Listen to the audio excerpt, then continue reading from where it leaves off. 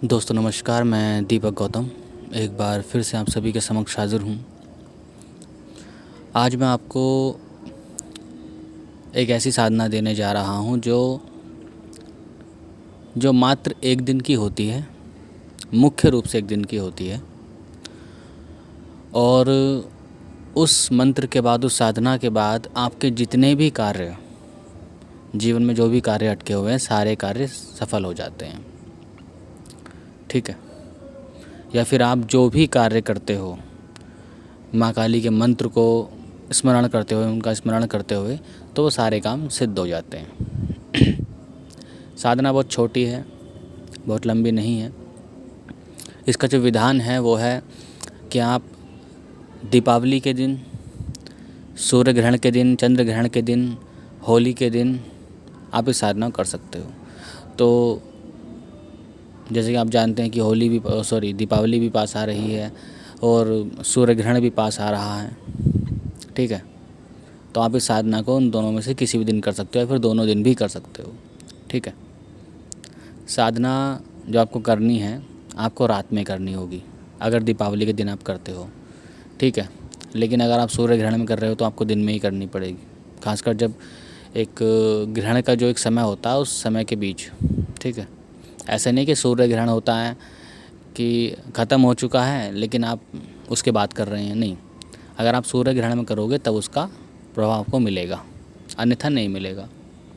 ठीक है। शुरुआत करनी पड़ती है सूर्य ग्रहण पर, चंद्र ग्रहण पर, या फिर होली या दीपावली के दिन। उसके बाद इस मंत्र को एक्टिवेट करने के लिए बीच बीच में अमावस पर या पूर्णिमा पर इसका छोटा सा अनुष्ठान करना पड़ता है। लेकिन आपके जीवन के जितने भी कार्य हैं, कार्य से मतलब कुछ भी कार्य हो, मान लीजिए आप किसी चीज़ में बार बार कोशिश कर रहे हैं कि आपको उसमें सफलता मिल जाए और आपको नहीं मिल रही है, चाहे भौतिक जीवन की चीज़ हो, आध्यात्मिक जीवन की चीज़ हो, या फिर मतलब कुछ भी हो, तो आपको सफलता मिल जाती है, आपके सफलता के मार्ग खुल जाते हैं। ठीक है। और माँ काली की असीमित कृपा आप पर बनी रहती है। तो जो साधना है, उस साधना में आपको आवश्यकता किस किस चीज़ की होगी मैं बता देता हूँ। आपको नारियल की आवश्यकता होगी। ठीक है। एक मीठे पान की आवश्यकता होगी। मीठा पान आपको किसी भी पंसारी पर पंसारी नहीं, जो पान बेचने वाले होते हैं उन पर मिल जाएगा आपको। ठीक है। मीठा पान का बेड़ा होता है एक, जो पूजा में इस्तेमाल होता है, माँ काली को लगता है। लेकिन अगर आपके पास अवेलेबल नहीं है तो ज़रूरी नहीं कि लगाना ही है। देखिए, मुख्य रूप से क्या होती है, मुख्य रूप से होता है कि आप जो मंत्र अपना रहे हो, आपका फोकस और आपकी श्रद्धा उस पर होनी चाहिए। बाकी क्या होता है कि हर व्यक्ति किसी भी मंत्र की पद्धति को, अलग अलग पद्धति चल रहा है। ठीक है। तो ये नहीं कि मेरी पद्धति द्वारा दिया गया भोग प्रसाद ही आपको सिद्धि प्रदान करेगा, ऐसा कुछ नहीं है। कुछ चीज़ें विशेष काम में आती ज़रूर हैं कि हाँ, जैसे मान लीजिए कि भैरव हैं, मान लीजिए काली हैं, तो मुख्य रूप से कुछ चीज़ों का भोग उन पर लगता ही लगता है। ठीक है। तो उनके साथ आप कुछ भी लगा दो जो आपके शहर में, आपके गांव में, आपके स्टेट में जो फेमस हो, या जो भी आपका कल्चर रहा हो। ठीक है। जैसे मैं आपको उदाहरण के तौर पर बताऊं कि अब आप बंगाल चले जाइए, तो बंगाल में माँ काली को मच्छी का भोग लगाते हैं। ठीक है। वहाँ पर बलि प्रथाएं चलती हैं। फिर आप अलग अलग स्टेट में आ जाइए, आप हमारे यहाँ उत्तर प्रदेश में आ जाइए, यहाँ भी बलि चलती है, लेकिन काली माँ की पूजा बहुत कम लोग करते हैं। मुख्य रूप से वो लोग करते हैं जो तांत्रिक होते हैं। ठीक है। तो कुछ लोग काली माँ की पूजा अलग अलग स्टेट में इस प्रकार से करते हैं कि वहाँ कोई तामसिक भोग का प्रयोग नहीं करते हैं, वो सिर्फ सात्विक भोग का प्रयोग करते हैं। कुछ लोग राजसिक भोग का प्रयोग करते हैं, यानी कि मिष्ठान का प्रयोग करते हैं। तो इसका मतलब ये नहीं कि उनकी साधना खंडित हो चुकी है, लेकिन मुख्य जो चीज़ें होती हैं वो चलती हैं, जैसे जायफल, सुपारी, लौंग, उड़द की दाल। तो ये जो होती हैं, ये माँ काली का मुख्य भोग है, यानी कि प्रिय भोग है।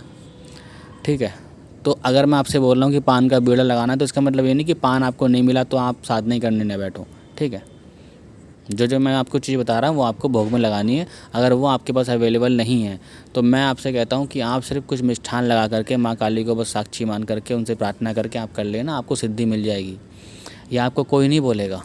क्यों नहीं बोलेगा? क्योंकि लोगों को आदत है साधनाओं के इस बंधन में उलझाने की कि आपको ये चाहिए, वो चाहिए, वो चाहिए। और चूँकि आप साधना अगर ऐसी एंटिटी कर रहे हो, शक्ति कर रहे हो जो हायर लेवल की है। ठीक है। हायर लेवल से मेरा मतलब है माँ काली, यानी कि जगत जननी। आदि शक्ति, तो वहाँ पर ये चीज़ें ना भी हों तो फ़र्क नहीं पड़ता, ठीक है, मायने नहीं रखती, उतनी मायने नहीं रखती हैं। हाँ, आप अगर ये साधनाओं में, जैसे मुझसे काफ़ी लोग पूछते हैं कि मैं साधना करना चाहता हूँ, बट मेरे पास अफोर्ड नहीं कर सकता मैं इस तरह खर्चा, मैं हवन नहीं कर पाऊँगा क्योंकि हवन में ज़्यादा पैसे लग जाते हैं, घी का प्रयोग होता है, घी मैं नहीं ला सकता हूँ, मैं स्टूडेंट हूँ, मैं कुछ और हूँ, या जो भी हूँ। तो मैं यही कहूँगा कि जितने भी हायर लेवल के देवता होते हैं, हायर लेवल से मेरा मतलब है कि जो गॉड लेवल के होते हैं, जैसे ब्रह्मा विष्णु महेश, ठीक है, कोई भी शक्ति साधना, या शिव से संबंधित कोई भैरव वगैरह हो गए, कोई भी हो गया, तो अगर आपके पास वो चीज़ नहीं भी है, आप नहीं अफोर्ड कर पा रहे हो, तो आप मत लगाओ। हाँ, अगर आप इतर योनि की साधना कर रहे हो, आप किसी भूत प्रेत पिशाच योगिनी इच्छिणी को साध रहे हो, तो उसमें आपको चीज़ों की ज़रूर पड़ेगी। लेकिन जब आप ऐसी एक हायर बींग्स की पूजा कर रहे हो जो गॉड लाइक है, ठीक है, यानी कि ईश्वर के समान है, तो वहाँ पर आपको किसी भी प्रकार के भोग की आवश्यकता नहीं होती है। मतलब होने से मेरा मतलब ये है कि अगर आपके पास नहीं भी है तो सिर्फ आपकी प्रार्थनाएं काम कर सकती हैं, ठीक है। लेकिन इसका मतलब ये भी नहीं कि आप अफोर्ड कर सकते हो, आपके पास सारी चीज़ें हैं, लेकिन आप जानबूझ के नहीं करना चाहते, ऐसा मत कीजिएगा, ठीक है। बाकी अगर आपके पास नहीं है तो आप एक लौंग के जोड़े पर भी माता को बुलाएंगे तो वो ज़रूर आएंगे, ठीक है। तो इसमें आपको नारियल चाहिए होगा, श्रीफल, ठीक है, और इसमें आपको एक पान का बीड़ा चाहिए होगा, ठीक है। आहुति आपको जैसे मैं देता हूँ, जैसे मैंने एक वीडियो भी बनाया है इस विषय में, कि आपको कपूर जला करके उसमें घी से लौंग की और जायफल की आहुति देनी पड़ती है, आपको वो देनी होगी, ठीक है। और आपको जो है इसमें कोई भी सुगंधित अगरबत्ती, धूप बत्ती आप लगा सकते हो, घी का या तेल का आप दीपक लगा सकते हो, ठीक है। इस प्रकार से आपको ये भोग लगा करके आपको साधना करनी है। अब भोग लगाना कैसे मैं आपको बताता हूँ। अपना आसन बिछा लीजिए, जो माँ काली की मूर्ति है आपको, जो कि अगर आपके मंदिर में है तो मंदिर में कर सकते हो, अगर नहीं है तो आप मूर्ति लेकर के आ सकते हो, ठीक है। मूर्ति स्थापित कीजिए। अगर आप नई मूर्ति स्थापित करते हो ना, तो उस मूर्ति को पानी के छींटे मार करके नहला देते हैं। नहलाने का मतलब उनको स्नान करा देते हैं, शुद्धिकरण होता है एक तरह का, ठीक है। नई मूर्ति अगर आप लाते हो, अगर आपके मंदिर में स्थापना पहले से है तो कोई दिक्कत नहीं। तो आपको फूल अगर आप चाहो तो लगा सकते हो, ठीक है, अगर आपके पास आप अफोर्ड कर सकते हो तो। लेकिन इसका मतलब ये नहीं, जैसे मैंने कहा अभी, कि इसका मतलब ये नहीं है कि अगर आप ऐसी स्थिति में हो कि नहीं दे पा रहे हो किसी चीज़ तो आपको वो करनी ही है, ठीक है। तो आप फूल वगैरह लगा दीजिए, धूप दीप जला दीजिए, माता का नाम लेते हुए, उनका स्मरण करते हुए धूप दीप लगा लीजिए। उनको जो नारियल होता है, नारियल का भोग, यानी कि नारियल को उनके सामने रख दीजिए, अर्पित कर दीजिए। नारियल बाद में फोड़ना, ठीक है, अभी पहले अर्पित कर दीजिए उनको कि माता ये श्रीफल मैं आपको अर्पित करता हूँ, इसे ग्रहण कीजिए, ठीक है। श्रीफल रख दीजिए और उसके बाद जो है आहुति वाला प्रबंध कीजिए। आहुति कैसे देनी है, जैसे मैंने बताया कि आपको सबसे पहले एक लौंग का जोड़ा जो होता है, एक लौंग का जोड़ा गुरु के नाम से होता है, ठीक है। दूसरे लौंग का जोड़ा होता है गणेश जी के नाम का। तीसरी लौंग का जोड़ा होता है आपके जो इष्ट या फिर जो भी आप जिनको मानते हैं पहले से उनके नाम का। और जो चौथा होता है वो होता है मूल देवता जिनके आप साधना कर रहे हो। अगर आपकी इष्ट ही वही है तो तीन जोड़ा आपको लौंग आपको रखनी होगी, ठीक है। 3 जोड़ा लौंग रखिए, 3 जोड़े जायफल रखिए, मतलब या नहीं, मतलब दोनों को साथ रखिए, जायफल और लौंग। अब मान लीजिए कि आपके पास जायफल भी नहीं है, ठीक है, तो कम से कम 1 जोड़ा जायफल आपको रखनी है, ठीक है। और आपको थोड़ा सा कपूर ले आना है, खुला कपूर, मतलब छोटी छोटी गोलियां आती हैं वो मत लेकर आइएगा वरना वो जलेंगी नहीं। खुला कपूर लेकर के आइए। और उसके बाद जैसे मैंने कहा कि सारी चीज़ें धूप दीप लगा करके, उनको श्रीफल का भोग लगा करके, धूप दीप जला करके, उसके बाद आपको जो है अग्नि क्या बोलते हैं, एक सकोरे में अग्नि प्रज्वलित करनी है। प्रज्वलित करने के बाद पहला जोड़ा गुरु के नाम का। अब गुरु कौन है, ठीक है। अब मान लीजिए हाँ, हो सकता है आपको कोई गुरु हो, क्योंकि मैं ज़्यादातर लोगों को नाथ गुरु दीक्षा देता हूँ, ठीक है, अपने गुरु नथुनाथ महाराज की या फिर गोरखनाथ महाराज की देता हूँ, ठीक है। कुछ लोगों के पास वो भी नहीं है, गुरु मंत्र नहीं है, वो नहीं करते, तो आप शिव के नाम के दे सकते हो, या फिर सिर्फ श्री गुरुवे नमः बोल करके दे दीजिए। जो भी गुरु तत्व होता है उसके पास वो पहुंच जाती है, ठीक है। उसके बाद आपको गणेश जी के नाम से श्री गणेशाय नमः बोल करके एक जोड़ा दे दीजिए। उसके बाद जो आपकी इष्ट देवी हैं, जो भी इष्ट देवी हैं, उनका मंत्र आपके पास हो तो ठीक है, नहीं हो तो ठीक है, तो आप उनके नाम से उनको एक जोड़ा दे दीजिए। उसके बाद मूल देवी, यानी कि जिनकी आप साधना कर रहे हो, मुख्य देवी, आप उनका मंत्र पढ़ के, जो मैं मंत्र बताने वाला हूँ आपको, उसको पढ़ करके आप जोड़ा दे दीजिए, ठीक है। चाहो तो आप जायफल भी दे सकते हैं, नहीं तो एक जोड़ा जायफल तो आपको लास्ट में देनी होगी माता काली के नाम की, ठीक है। देने के बाद आपको ये सारा सब कुछ देने के बाद आपको माता से प्रार्थना करनी है कि हे माँ, जो भी भोग प्रसाद हवन आहुति मैंने आपको दी है उसको स्वीकार करें, और जो मंत्र की सिद्धि मैं करने वाला हूँ, जो करने जा रहा हूँ, उसमें मेरे पूर्णता प्रदान करें, मुझे पूर्णता प्रदान करें। उनसे प्रार्थना करने के बाद आपको जो है मंत्र का उच्चारण करना है। मंत्र कौन सा है? मंत्र है ओम काली घाटे काली माँ पतित पावनी काली माँ जवा फुरे स्थूरी जले सेई जवा फूल में सिया बेड़ाए देवीर अनुरूपे इतिहोत करिवाज होइवे ताही काली धर्मेर वले काहार आज्ञा राठे काली का चंडीर आसे। मंत्र थोड़ा सा अटपटा सा है लेकिन बहुत मुश्किल नहीं है, ठीक है। एक बार फिर से बोल देता हूँ। ओम काली घाटे काली माँ पतित पावनी काली माँ जवा फुरे स्थूरी जले से जवा फूल में सिया बेड़ाए देवीर अनुलुबे इति होत करिवाज होइवे ताही काली धर्मेर वले काहार आज्ञा राठे काली का चंडीर आसे, ठीक है। तो ये मंत्र की आपको मात्र एक माला करनी होगी। विधान तो एक माला का है, आप चाहो तो 2, 4, 10, 11 जितना आप करना चाहते हो, आपके अंदर क्षमता है, आप कर सकते हो, ठीक है।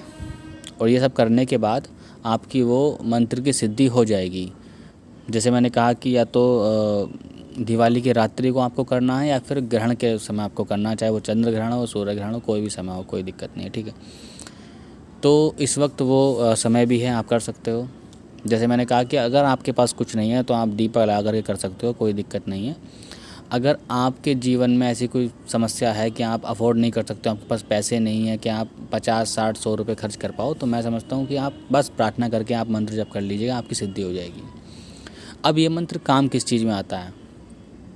देखिए, ये मंत्र एक तो आपकी सारे कार्य को सिद्ध कर देगा, मुख्य रूप से सर्व कार्य सिद्धि मंत्र है। अब सर्व कार्य में कुछ भी आ सकता है। मान लीजिए आपके जीवन में आप जो साधना कर रहे हैं उसमें समस्या आ रही है, तो आप जब भी इस मंत्र को पढ़ के शरीर पर फूंक मार के, हाथों पर फूंक मार के जब भी आप इस साधना करने बैठेंगे, कोई भी साधना हो, तो साधना का प्रभाव बढ़ जाता है, ठीक है। साधना का प्रभाव बढ़ जाता है। और इस मंत्र से माँ काली की प्रोटेक्शन हमेशा आप पर बनी रहेगी अगर आप इस मंत्र को जपते रहते हो तो, ठीक है। हालांकि इस मंत्र में इतनी ताकत है कि आप इससे भूत प्रेत जैसे किस्सों को भी भगा सकते हो। मतलब अगर किसी दूसरे व्यक्ति पर किसी प्रकार की भूत प्रेत बाधा है तो आप उसको निकाल सकते हो। लेकिन जब आप माता काली की इस मंत्र की सिद्धि तो खैर हो जाएगी। मंत्र जो शावर मंत्र होते हैं वो ज़्यादातर स्वयं सिद्ध होते हैं, ठीक है। लेकिन कई बार मंत्रों को पढ़ते पढ़ते, जपते जपते, माता की सेवा करते करते, उस देवता की सेवा करते करते वो सिद्धि हो सकती हमारे अंदर आती है कि हम बड़े से बड़े काम कर जाते हैं, ठीक है। तो मुख्य चीज़ होती है प्रैक्टिस। और जो मैंने आपको तरीका बताया, इस तरीके से आपको हर जैसे एक, या तो आप देख लीजिए कि आपको पूर्णवासी पे, यानी कि पूनम के दिन, पूनम की रात जो होती है उस दिन, या फिर अमावस की रात को आपको एक बार अनुष्ठान कर लेना है। हफ्ते में, महीने में 2 बार कीजिए या महीने में 1 बार कीजिए, अगर आपको इस मंत्र को एक्टिवेट रखना है तो। लेकिन ये मंत्र इतना पावरफुल है कि आपके सारे कार्य बना सकता है, सारे कार्य बना सकता है। अगर आप कोई भी काम करने के लिए बाहर जाते हो, कोई भी काम, कुछ भी है, कोर्ट कचहरी का केस है, कोई दूसरी चीज़ें हैं, कोई और समस्याएं हैं, जहाँ पर आपको कहीं जाना है, वो कार्य करना है, तो आप इस मंत्र को 7 बार 11 बार पढ़ करके अपने हाथों पर फूंक मार करके, ठीक है, और माता से प्रार्थना करके चले जाइए, आपका काम हो जाएगा, ठीक है। जैसे कि मैंने कहा कि किसी भी कार्य की सिद्धि के लिए अगर आप साधना में भी आगे नहीं बढ़ पा रहे हो तो इस मंत्र को अगर आप सिद्ध कर लेते हो तो इस मंत्र को पढ़ के शरीर पर फूंक मार के, हाथों पे फूंक मार के, हाथों को मल करके, ऐसे घिस करके मल लेते हैं, तब कोई भी साधना करने बैठोगे तो आपको लाभ मिलेगा ही मिलेगा। ठीक है। और भी बहुत से प्रयोग हैं इस मंत्र के, जो लोग कर लेंगे मुझे बता देंगे तो मैं उनको बता दूंगा। बहुत छोटे छोटे प्रयोग भी इस मंत्र के होते हैं, लेकिन सारी चीज़ें ऑडियो में बताना थोड़ा मुश्किल हो जाएगा। ठीक है। बाकी साधनों को आप कीजिए, होली के दिन या फिर ग्रहण काल के दिन आप कर सकते हैं, और मात्र 1 घंटे में साधना सिद्ध हो जाएगी। ठीक है। आपको अनुभव ज़रूर होंगे अगर आपकी श्रद्धा अच्छी रही तो। और एक चीज़ की पिछला ऑडियो मैंने रेकी के विषय में डाला था, तो कुछ लोग कंफ्यूज ये हो रहे हैं कि आपने जो 1000 बोला है ये पर मंथ देना है, या फिर जो 5000 बोला है वो पर मंथ देना है। एक तो उन लोगों को मैं कहना चाहता हूँ कि ऑडियो को थोड़ा ध्यान से सुनिएगा, कि मैंने सिर्फ दिवाली तक ये स्कीम रखी है कि जो भी व्यक्ति 3rd लेवल तक 1 2 3 यानी कि मास्टर लेवल तक रेकी के अट्यूनमेंट लेता है तो वो मात्र 1000 रुपये में ले सकता है। ठीक है। और जो ग्रैंड मास्टर लेवल के अट्यूनमेंट लेने चाहता है वो 5000 यानी कि 5000 में ले सकता है, 1 टाइम पेमेंट। इसका मतलब ये नहीं मंथली आपको कुछ देना होगा। ठीक है। हालांकि ठीक है, तो जिनको कन्फ्यूजन था वो कन्फ्यूज मत होइए। और हालांकि कल मुझे एक मैसेज फिर आ गया, बोले कि ये भी आप ज़्यादा पैसे ले रहे हो, ज़्यादा फीस ले रहे हो। खैर ठीक है, ऐसे लोग कुछ कर नहीं सकते हैं। ठीक है। तो मैं यही कहूँगा कि जितने भी रेकी मास्टर, ग्रैंड मास्टर, जितने भी लोग हैं, क्योंकि मेरा जो अपना चैनल है वो रेकी कैटेगरी में नहीं आता है। ठीक है। तंत्र मंत्र कैटेगरी में आता है, तो मुझे लोग रेकी वाले मेरे पास आते नहीं ज़्यादातर, जो सीखना चाहते हैं। लेकिन मुझे बहुत भयंकर रेकी आती है। ठीक है। तो उनसे पता कर लीजिए, जिसने मुझसे पूछा है ना उनसे पता कर लीजिए कि मास्टर लेवल के वो कितनी फ़ीस लेते हैं और कितना गाइडेंस देते हैं, कितने आपसे बात करेंगे, कितना आपको सिखाएंगे, और ग्रैंड मास्टर लेवल की कितनी फ़ीस लेते हैं। ग्रैंड मास्टर लेवल की फ़ीस कुछ लोग ऐसे भी हैं जो 50,000 तक चार्ज कर रहे हैं, 50,000 तक। मास्टर लेवल की फ़ीस 10,000 से 15,000 तक चार्ज कर रहे हैं, बल्कि फ़र्स्ट लेवल की 5,000 रुपये चार्ज कर रहे हैं। खैर वो तो बहुत ज़्यादा हद हो गई, इतना नहीं होना चाहिए। खैर लेकिन मैं ये बताना चाहता हूँ कि मैं अपनी फ़ीस को बहुत कम रखता हूँ, इसलिए मुझसे ये मत कीजिए, कोई मत कहिए कि मतलब कि आप 1,000 ले रहे हो, 2,000 ले रहे हो, 4,000 ले रहे हो, तो आप कितने ज़्यादा पैसे ले रहे हो। आपने रेकी अट्यूनमेंट आपने 5,000 बोल दिया, तो भैया तुम्हें 3,000 बोल के बैठा था क्या? जो 3,000 लेकर के आपको डिप्लोमा देने को तैयार है या फिर तुम्हें अट्यूनमेंट देने को तैयार है, मुझे मिलवा दो यार, मेरे पास पूरी फ़ौज है, मैं भेज दूँगा उनके पास, मैं खुद भी सीख लूँगा। मैं उनसे डील कर लूँगा, बोलूँगा भैया एक काम क्या करो, अट्यूनमेंट तुम दे दिया करो, क्लाइंट तुम्हें मैं दे दिया करूँगा, तो मेरा झंझट बच जाएगा। मैंने यही बोल दूँगा कि एक काम करो भैया, अट्यूनमेंट तुम दे दो, ठीक है, मैं शिष्य ला के तुम्हें देता रहूँगा, जो मेरे पास रेकी सीखने के लिए आएगा मैं बोल दूँगा भैया तुम सिखा दो। तो इसलिए उंगली पकड़कर पोंछा पकड़ने वाली जो चीज़ होती है ना, जैसे हमारे यहाँ एक कहावत है कि उंगली हाथ में थमा दो तो पोंछा पकड़ लेता है इंसान, यानी कि उंगली थमा दो तो हाथ पकड़ लेगा। तो वही है कि मैंने अपनी फ़ीस इतनी कम क्या करी, तो उसमें भी सवाल हो गया कि मतलब ग्रैंड मास्टर लेवल के आप ज़्यादा ले रहे हैं फ़ीस। तो भैया जो आपको 5 नहीं आपको 6-10 में भी सिखा देना, उसको भी लेकर आ जाओ, मैं उससे भी डील कर लूँगा, मुझे कोई दिक्कत नहीं है, मैं आपको फ्री सिखाऊँगा। अगर ग्रैंड मास्टर लेवल कोई आपको 10,000 में भी सिखा दे, ठीक है, क्योंकि इसमें मेहनत होती है। कभी आप एक ग्रैंड मास्टर बनोगे, अगर आप प्रैक्टिस करोगे, सबसे पहली चीज़ तो ये है कि लोग प्रैक्टिस नहीं करते हैं। प्रैक्टिस करके ग्रैंड मास्टर लेवल के सिंबल्स को अपने अंदर उतारना और उसके बाद किसी दूसरे व्यक्ति को अट्यूनमेंट बना करके देने में कितनी मेहनत और कितनी ऊर्जा बर्बाद होती है, ये आप तब समझोगे जब आप कुछ बन जाओगे। ठीक है। तो एक कहावत है ना, दूर से जंगल जो हरा भरा लगता है वो मतलब दूर के ढोल सुहाने लगते हैं बजते हुए। तो हमारा एक कहावत है कि दूर से चीज़ें बड़ी अच्छी लगती हैं। अरे यार, मतलब मास्टर लेवल के ट्यूनमेंट के लिए इतने, ग्रैंड मास्टर लेवल के ट्यूनमेंट के लिए इतना, अरे देना ही क्या है, इनको सिखाना ही क्या, ये आपको पता चल जाएगा एक दिन अगर आप कुछ बन गए तो। खैर आज के लिए इतना ही। नमस्कार, धन्यवाद।